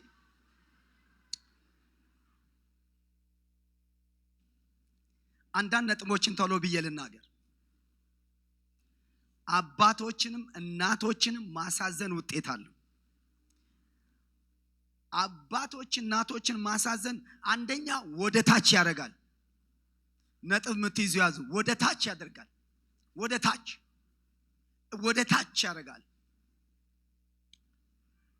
ዘፍጥረት ምዕራፍ 9 ከ20 ጀምሮ ኖህ መርከብ ሰርቶ 8 ቤተሰብ ካዳነ በኋላ የተፈጠረውን ታሪክ ታውቃላችሁ። ኖህ ወይን ተክሎ ወይን ጠጅ አዘጋጅቶ ሰክሮ ራቁቱን ድንኳን ውስጥ ተኝቶ ነበረ። የከነዓን አባት ካም የተባለው የኖህ ልጅ ወደ ድንኳን ሲገባ አባቱ ስለሰከረ ራቁቱን ተኝቶ ነበረ። ሲገባ አባቱን ራቁትነት አየና ምን አረገ? ወጥቶ ለሁለቱ ወንድሞቹ ተሳለቀ ይላል። ምን ማለት ነው? ቀለደ። አባቱን ገበና ፌስቡክ ላይ አወጣው። ፌስቡክ ላይ የለም። አዋረደው። አባቱን አጋለጠው። አባቱ ላይ ክፉ ነገር ተናገረ። አባቱ ላይ ሳቀ። አባቱ ላይ ቀለደ። ታላችሁ ወገኖቼ፣ አባት ቢደክምም አባት ነው። እስቲ አባት ነው የምትሉ፣ አባት ቢደክምም አባት እንደኛ ባይሆንም አባት ነው። ልጆቻችሁ ከናንተ በላይ ተምሮ የፈለገ የዚህ ሀገር ቋንቋ ኤክስፐርት ቢሆኑ አባት ነው። አሜን። አባት ነው። ምንም ቢሆን እናት እንደ ልጇ ባትሆን እናት ናት። እናት አይቀለድም። እናት ላይ ንግግሯ ላይ አይቀለድም። ቋንቋ ላይ አይቀለድም። አለመማሯ ላይ አይቀለድም። ኧረ ክብር ለእግዚአብሔር ይሁን። ገበናዋ ላይ አይቀለድም። አሜን። ለልጆቻችሁ ብላችሁ ዋጋ ከፍላችሁ አስተምራችሁ፣ ለልጆቻችሁ ብላችሁ በዚህ በረዶ መከራ አይታችሁ አስተምራችሁ፣ ልጆቻችሁ ከቀለዱባችሁ፣ ልጆቻችሁ ከናቋችሁ፣ ልጆቻችሁ እናንተን ካዋረዷችሁ ታውቃላችሁ፣ ከባድ ነው። ባትናገሩም ውስጣችሁ ሐዘን አለ። ያ ሐዘን ልጆቻችሁን ይጎዳቸዋል። ስለዚህ ልጆቻችሁ ላይ እናንተ ብትናገሩት ሐዘን ልጆቻችሁን እንዳይጎዳ መጠንቀቅ ያስፈልጋል። ያ ምንድነው ያደረገው? ሁለቱ ወንድሞቹ ምን አረጉ? ልክ አባት እነሱ ሲሳለቅ የኋሊት ሄደው የአባቱን ራቁትነት በመጋረጃ ሸፈኑ። ካም ግን አባቱን አዋረደ። አባቱ ከስካር ከነቃ በኋላ ምንድን ያደረገው? ከነቃ በኋላ ረገመው። ምን ብሎ ነው የረገመው? ካም የወንድሞቹ ባሪያዎች ባሪያ ይሁን። ምን ማለት ነው? የወንድሞቹ ባሪያ ይሁን ብል አንድ ደረጃ ነበር የሚወርደው አይደል? የሴምና ያፌት ባሪያ ብቻ ነው የሚሆነው። ግን ምን ብሎ ነው የተናገረው? የባሪያዎቹ ደረጃ 2 ያድንህ። አንተ ማዋረድ አለማክበር እንደ ካሮት ወደታች ነው የሚያሳድግህ። ከአገልግሎት ከኑሮ ወደታች ነው የሚያሳድግህ። የሚያከብሩ ሰዎች ከፍ ይላሉ። ስለዚህ ውጤቱ ወደ ኋላ ነው የሚያደርግህ። አንዳንድ ሰው ትዳሩ የተሳካ አይደለም፣ ኑሮ የተሳካ አይደለም። ወደ ኋላ ብታጠኑ ከአባቱ ከእናቱ ጋር ችግር አለው፣ መፍታት አለብህ። ወደ ኋላ ተመልሰ እናንተ በኔ እድሜ ያላችሁ 50ውን የዘለላችሁ ቼክ አርጉት። እኔ አባቴ 2 ዓመቱ ነው ወደ ጌታ ከሄደ። ደጋግሜ የይቅርታ ፕሮግራም አድርጌያለሁ። ያሳዘነው ነገር ካለ ብዬ አባቴን ቡራኬ ተቀብያለሁ። እናቴ ያለች በየቀኑ ትባርከኛለች። ድንኳን ጥዬ በሬ አርደን ልጆቻችን ወንድሞች እህቶችን ሰብስበን አባታችን ኦነር አድርገነዋል። እውቅና ሰጥተን አመስግነነዋል። አባቴ ጥቅምት ወር ላይ እንደዛ አድርገነው ከዚህ በኋላ በ110 ዓመቱ ከዚህ በኋላ አንደበቴን ሳላበላሽ እንደመረኳችሁ አባቴ ይውሰደኛሉ። ሳላየው አባቴን የሌላ አገር እጄ ጌታ ሄደ። አንተ ልንገርህ፣ አንተ ትውልድ ከሃሌሉያ ከለቅሶ ድንኳን በፊት የምስጋና ድንኳን ይቅደም። በቤታችሁ ላይ በደጃችሁ ሃሌሉያ የምስጋና ድንኳን። አሜን። አገር ቤት ብትሄዱ እዚህ ብትኖር ወዮ ከማለት በፊት አምልጦ ከማዘን በፊት በሕይወት እያሉ ደስ ይበላቸው። የምስጋና ድንኳን፣ የአክብሮት ድንኳን፣ የእውቅና ድንኳን ደጃችሁ ላይ ይጣል። አሜን። ወደ ታች ያደርጋል። ከአለቅነት ያጎላል። ከአለቅነት ያጎላል። ዘፍጥረት 49 ከ1 ጀምሮ አዩት። ኑ ልጆቼ ተሰብሰቡ ብሎ ያዕቆብ ሊባርካቸው ባሰበበት ሰዓት እንዲህ ያለ፣ ሮቤል አንተ በኩሬ የክብር አለቃ ጉብዝናዬ፣ ግን አለቅነት ላንተ አይሁን። ለምን? ወደ አባት መኝታ ወጥተሃልና። ሮቤል ዘፍጥረት 35 ቁጥር 22 ላይ ወደ አባቱ ሚስት ወይም ቁባት ወደ ባላ የዳንና የነፍታሌም እናት የወንድሞቹ እናት አልጋ ላይ ወጥቶ ደፈራት፣ አዋረዳት። እንጀራ እናቱን እንደማለት ነው ያስነወራት። አባቱ አዝኖ ዝምን ያለው ዝምንም አዝኖ ዝምን ያለው የበረከት ቀን ላይ ግን ሮቤልን ምን አደረገው? አለቅነት ላይ አይሁን አሸጋሸገው። በሱ ቦታ በጣም ያስደሰተው ዮሴፍ ስለሆነ ዮሴፍ የነገስታት ሰረገላ ልኮ ነፍሱን ስላስደሰተው ምን አረገ? የዮሴፍ ልጅ ኤፍሬምን አምጥቶ እጁን አጠላልፎ የእስራኤል አለቃ አረገው። ሮቤል ወደ ታች ሄደ። በዮሴፍ ምክንያት ልጁ ኤፍሬም አለቃ ሆነ። እግዚአብሔር አለቃ ያደርጋል። እስቲ ሃሌሉያ። እስቲ ልጆቻችሁ አለቃ እንደሆኑ የሚፈልጉ፣ ገዢ እንደሆኑ የምትፈልጉ፣ አገልግሎትህ ገዢ፣ ስራ ገዢ፣ እቅድ ገዢ፣ ነገር ገዢ የሚሆነው ስታከብር ነው። ኧረ ክብር ለእግዚአብሔር ይሁን። አጠገባቸው ያለው ሰው አክባሪ ይሁን በሉት። አክባሪ ይሁን፣ ያከብርሃል በሉት። ልጆቻችሁን አክብሩ በሏቸው። እናትና አባትን ስለማክበር ነው ማነሳው። አሜን። እግዚአብሔር ይርዳን። እግዚአብሔር ያግዘን። እግዚአብሔር ከክፉ ነገር ይጠብቀን። እግዚአብሔር ያድነን። አሜን። አለማክበር እድሜ ያሳጥራል። እድሜ እንዲረዝም እናትና አባትን አክብር። እድሜ ያሳጥራል። ምናልባት ቃሉ ይከብዳል። ምሳሌ 30:17 ላይ እናንተ ባንቡት በትግርኛ ምን እንደሚል፣ በአባቷ የምታላግጥን የእናቷን ትእዛዝ የምትንቅን አይን የሸለቆ ቁራዎች ይጎጠጉጧታል፣ አሞራዎች ይበሏታል። ይሄ አሞራ የሚበላው ሰው ታውቃላችሁ አይደል? ወይ ስደት ሜዳ ላይ የሚቀር ወይም ወታደር ሆኖ በየሜዳው የሚቀረው አይነት ነው። የክብር ቀብር እንኳን አይቀበርም ማለት ነው። አሞራ አይኗን ይበላታል። አሞራ አይን የሚያወጣው ሰው ሳይቀበር ሲቀር። ስለዚህ እናቷን የምትንቅ አባቷ ላይ የምታላግጥ እናቷን የምትንቅ የበረሃ አሞራ የሸለቆ አሞራ አይኗን ይቆጠቁጣታል። ከባድ ነው። ሳቃላችሁ መድኃኒት መጀመሪያ የሕክምና በላይ የመጀመሪያ ሕክምና እናትና አባት ማክበር እድሜ እንዲረዝም ይህች ተስፋ ቃል ያላት ትእዛዝ ናት። አሜን። ተስፋ ምን ተስፋ? የእድሜ ተስፋ፣ የረጅም ዓመት ተስፋ፣ የመኖር ተስፋ ነው። የተስፋ ቃል ያላት ናት። አትግደል ተብሎ ጎኑ ላይ ተስፋ ቃል የለውም። አትስረቅ ተብሎ ተስፋ ቃል የለውም። አትዋሽ ተብሎ ተስፋ ቃል የለውም። አንድ ትእዛዝ ግን አንድ ትእዛዝ ትንቢት አለባት፣ ተስፋ ቃል አለባት። እረ ክብር ለእግዚአብሔር ይሁን።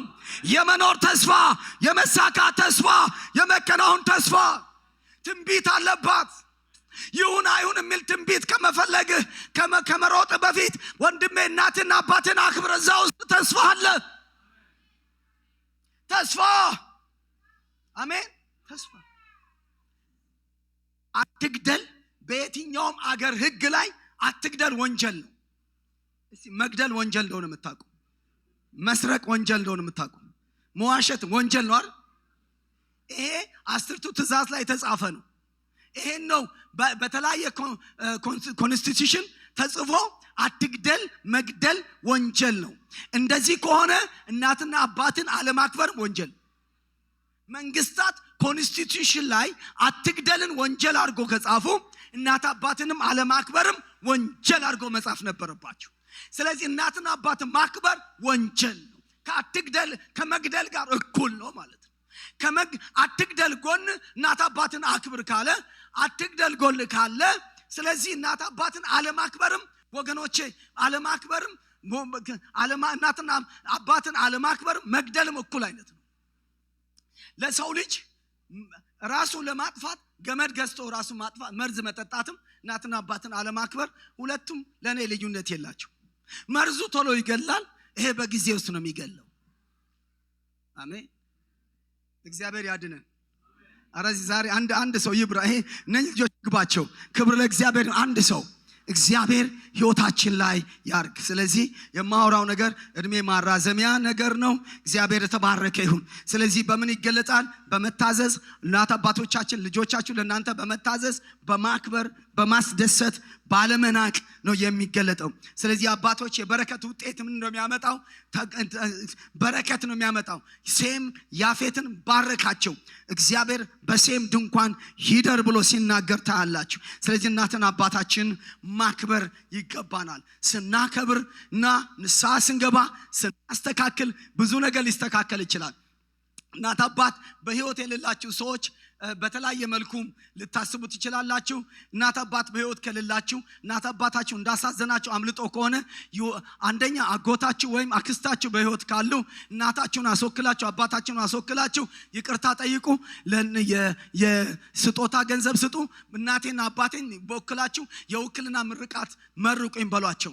አለዚያ ደግሞ ይወልደኛል ያላችሁ ሰዎች በዚህ ከተማም በዚህ ጉባኤ መካከል ካላችሁ እናቴን አባቴን አሳዝኖኛል ቡራኪያቸውን ሳልቀበል ያመለጡኝ በእምነት ውክልና ወክላችሁ መርቆኝ ልትሉ ትችላላችሁ። ከ2 ዓመት በፊት ናዝሬት ከተማ ፕሮግራም ያደረኩ እንደዚህ በውክልና መመረቅ ይቻላል ያስተማርኩ።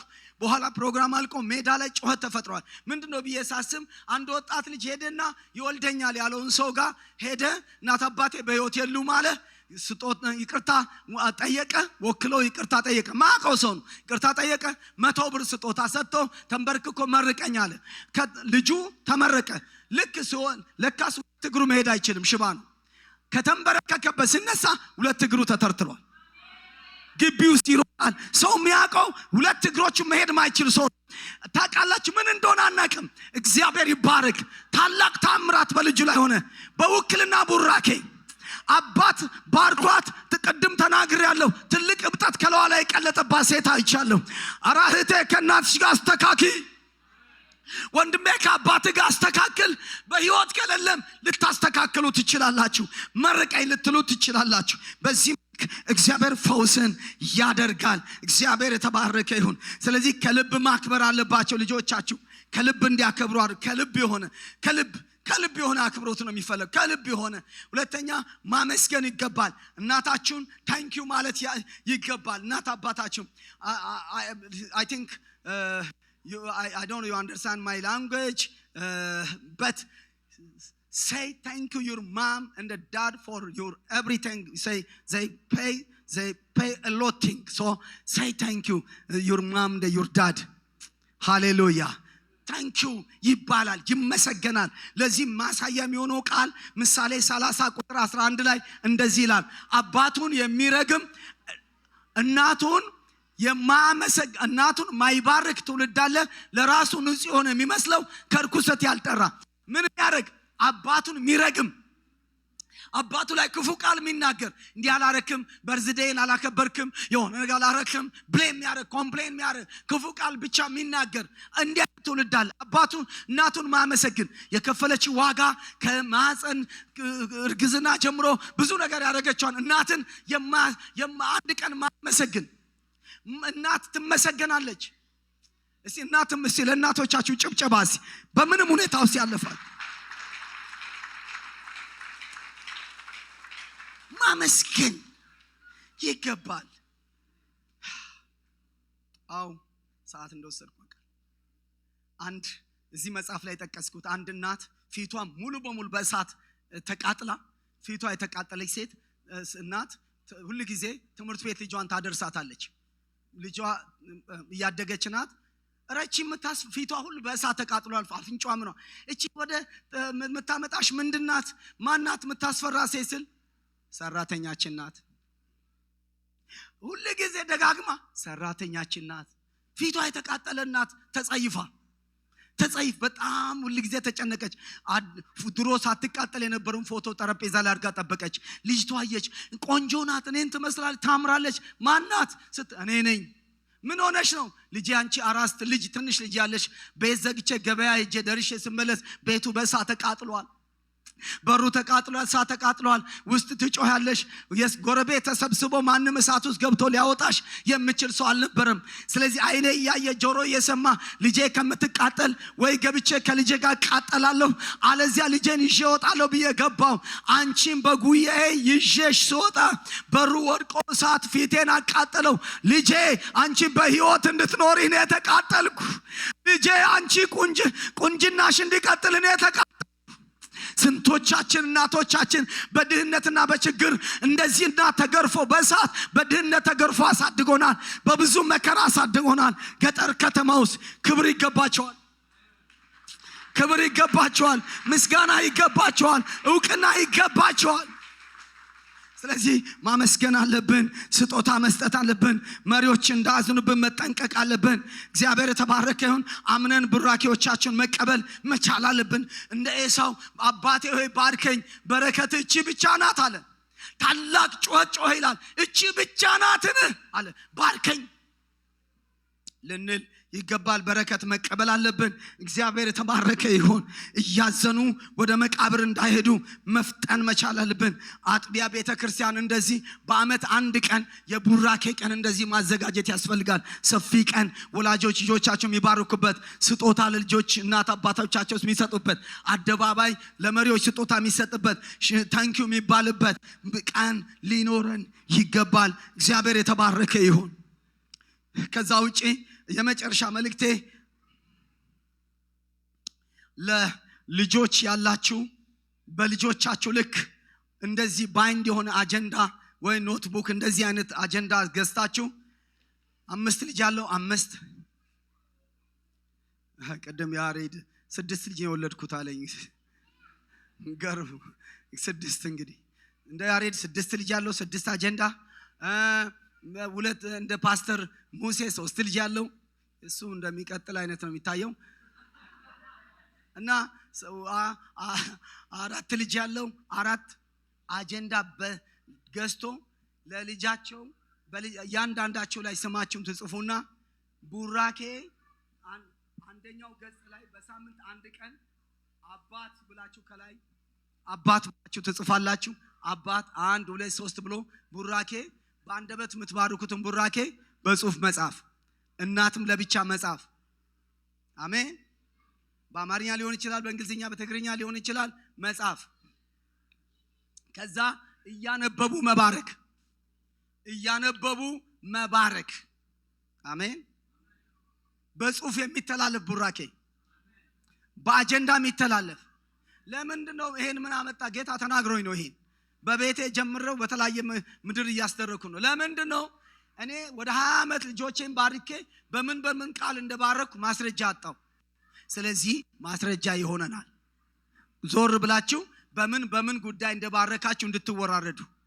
ልጆቻችሁ የሆነ ነገር ሲገጥማችሁ ኖ እናቴ በዚህ ጉዳይ ባርካኛለች፣ አባቴ ባርኮኛል ብሎ ሪፈር እያደረጉ ልጆቹ እንዲወራረዱ። አሜን። ክብር ለእግዚአብሔር ይሁን። ሶስተኛው ይሄ ቡራኬ አጀንዳ እየተጠራቀመ እናት አባት ጋር ነው የሚቆየው። ልጆቹ የሚያገቡበት ቀን፣ ጋብቻ ቀን ላይ ያላገቡ ከሆኑ የሰርግ ቀን እዛ አስመራ እንደምታረጉት ጥሎሽ ወርቅ ተሰጥቶ ገዝምህ አተሸንከሎ ክልተ ጭልፋ አሙሽተ ማንኪያ ሀደ ቴሌቪዥን ተብሎ የስጦታ ተሸክሞ እንደሚሄደው አይነት ገዝሙ። ከሱ በላይ የቡራኬ ቃል በስጦታ ዕቃ ተጠቅሎ የተባረከ ልጅ ነው ምሰጥህ። አሜን። የተባረከች ልጅ ነው ምሰጥህ። አሜን። አኔ ቡራኬ ከብር ይበልጣል፣ ከወርቅ ይበልጣል። ሳያችኋለሁ። በሱ ነው ምዘጋው። አሜን። ከዛ እኛ በሌለንበት ዘመን የልጅ ልጆቻችን ደግሞ አያቴ በምን የባረከው፣ ፓስተር ሙሴ በምን ነው አያቴ የባረከው እያለ ያነባል። ከዛ ደግሞ የልጅ ልጆቻችን ያስተላልፋሉ። አሜን። ይሄ እንዲሆን የምትፈልጉ አሜን፣ ወደ ትውልድ እንዲተላለፍ ቡራኬ የምትፈልጉ ኧረ በቤታችሁ ይጀምር። ደግሞ መሆን ያለበት ቀን ቢቻል አርብ ምሽት ቢሆን ቢሚል መልእክትን ያለኝ። አርብ ምሽት አጋንንት ፓርቲ ምሽት ናይት ክለብ እያለ ጋዝ ላይት እያለ በዓለም ላይ ወጣቶችን ከትምህርት መልስ ልጆችን የሚገልበት የሚያጠፋበት ምሽት ነው። አሜን። ያ ጋዝ ላይት ወደ ብሌሲንግ ናይት ይቀየር። ልጆቻችን ወደ አባቴ የሚባርክበት ቀን ብሎ አክብሮ እንደ ጁሽ እንዲመጡ። ኧረ ሃሌሉያ።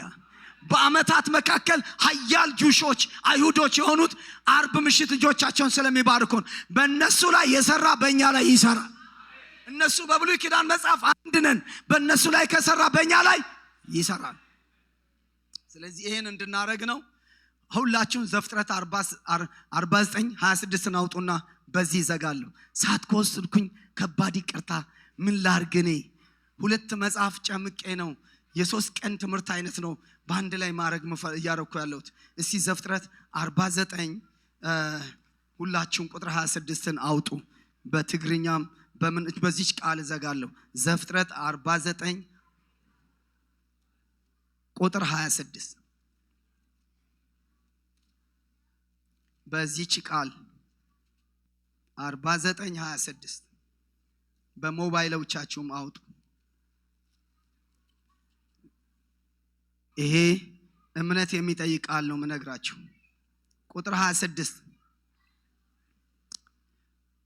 የአባት በረከቶች፣ አሜን፣ የአባት በረከቶች ጽኑዋን ከሆኑ ከተራሮች በረከት ይልቅ ኃያላን ናቸው። ዘላለማውያን ከሆኑ ከተራሮች በረከት ይልቅ ኃያላን ናቸው። ዘላለማውያን ከሆኑ እነርሱም በዮሴፍ ራስ ላይ ይሆናሉ፣ በወንድሞቹ መካከል አለቃ በሆነው ራስ።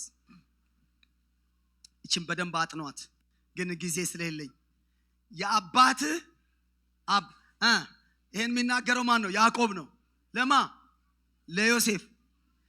ዮሴፍ ጋር ሲደርስ አሜን ትልቅ በረከትን ይባረከው። የአባትህን ያለው የአባት በረከት እዛ ጋር ጽፏል። ጥሩ በጣም የአባት በረከት በረከቶች ነው፣ አንድ አይደለም። በረከት የአባት በረከት ጽኑዋን ከሆኑ ከተራሮች በረከት ምን ማለት ነው?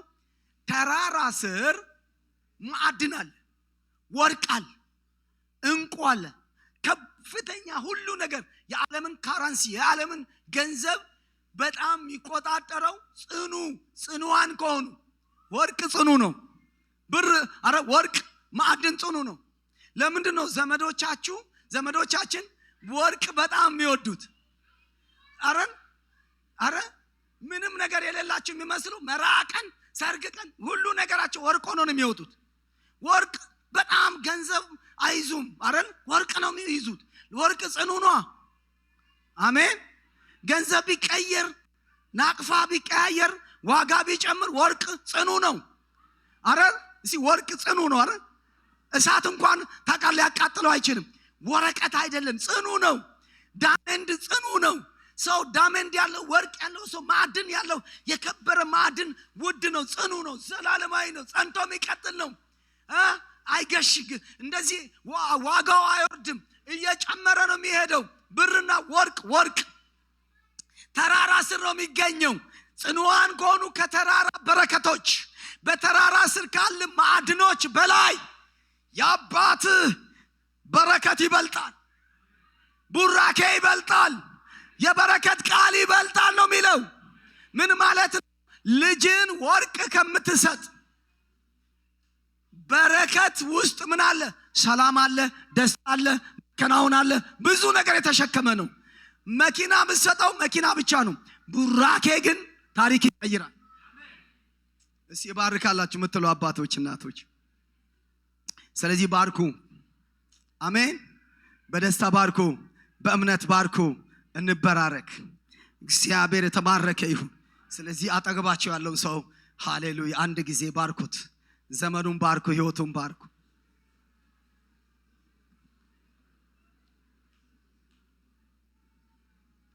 አሜን አሜን። አንድ በጣም ሀደ ጸገመለው በጣም አንድ ችግር አለ። ችግሩ ታውቃላችሁ? ሰው ቡራኬ በረከትና ጸሎት ለይቶ ያውቅ። ጸሎት ባርክ ሲባል ትልልቅ አባቶችም ጸሎት ነው የሚጸልዩት። ጸሎት ረጅም ነገር ነው፣ ስጠኝ ምናምን። ይሄ ቡራኬ የተመረጠ ትንሽ ወሳኝ ቃል ውሰድ፣ ግባ፣ አሜን ሰጥቻለሁ ማለት። ቡራኬና ጸሎት ሰው መለየት አይችልም። ጸገም አለ። አሜን። አሁን ለምሳሌ እስራኤላውያን ሲባርኩ እንደዚህ ይላሉ ልጆቻቸው። ፍራይዴ ናይት ላይ ሁሌ ከሚባሩት ቃል አንዱ ከባዱ ነገር ቀላል ይሁንልህ፣ ታችኛይቱ ምንጭ ይስጥ፣ ላይኛይቱ መስጠት፣ እንጀራ ወፍራም ይሁን። አሜን። ገዢ ሁን፣ አለቃ ሁን፣ ያዝ። ቴክኖሎጂውን አሳልፌ ሰጠው፣ ካናዳን አሳልፌ ሰጠው፣ ኢኮኖሚውን አሳልፌ ሰጠው። ልጄ ገዢ ሁን፣ ብርቱ ሁን፣ ኃያል ሁን፣ ሰው ሁን፣ ቀናበል፣ ተደመጥ፣ ተፈለግ፣ ተወሃመት። አሜን። ኧረ ክብር ለእግዚአብሔር ይሁን። ይመችህ፣ ይመርብህ፣ ደስተኛ ሁን፣ ሳቅ፣ ውለጂ፣ ክበጂ፣ አፍሪ፣ ብዢ፣ ይመችህ። እንደሱ ነው። አሁን ባርክ ብዬ ጌታ ሆይ ልጄን እርዳው እንደዚህ ምናምን ጸሎት እሱ ረጅም ጸልዩ። አሁን እዚህ ጋር የምጽፉት ጸሎት አይደለም፣ ቡራኬ ነው የምጽፉት። ጉራጌ ልጁን ምን ይላል? ከኔ ብለጥ ይለዋል። ሁሌ ብለጥ፣ እየበለጠ ነው የሚሄደው። መርካቶን ያዘ። አሜን። ስለዚህ ለመባረክ ተዘጋጁ። ሁለት ነገር ነው የሚሆነው። ባለንበት እንቁ።